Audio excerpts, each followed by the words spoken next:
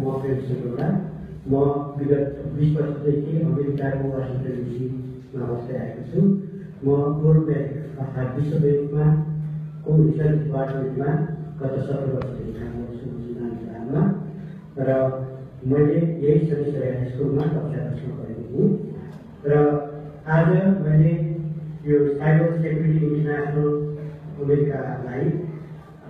Request गरेको छु कि उहाँहरूले साइबर सेक्युरिटी सम्बन्धी प्र्याक्टिकल ट्रेनिङ दिनुहुन्छ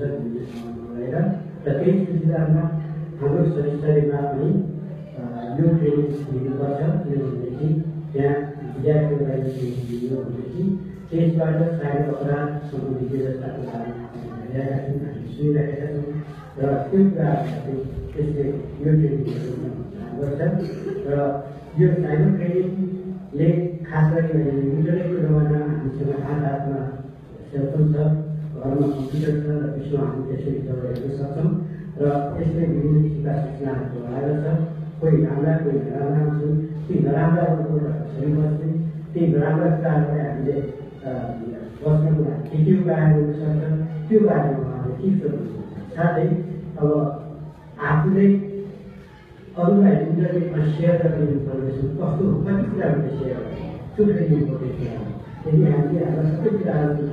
त्यसले चाहिँ सेयर गर्यो भने त्यसले त्यसैको आधारमा कोही क्रिमिनलहरूले हामीलाई अपराध गर्ने हुन सक्छ। त्यसकारण त्यो कुराहरू बच्नको लागि यो साइबर सेक्युरिटी इन्टरनेसनल अमेरिकाले